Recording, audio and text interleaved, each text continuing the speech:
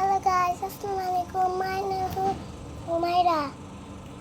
আমরা একটা বিড়াল আনছি, এটাকে খাওয়াইছি, খেলাধুলা করতেছে। তারপরে আপু এদের খাবার আনাইছি, খাইছে। তারপরে ও বলে তো লাগছিল তো এই জন্য বাট আর বিড়ালটা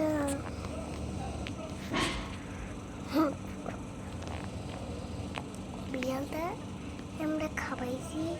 তারপরে সেটারে গোসল করাইছি শ্যাম্পু দিয়া, হেয়ার দিয়া শুকাইছি। আইনা নক্কা দিলে তো এই জন্য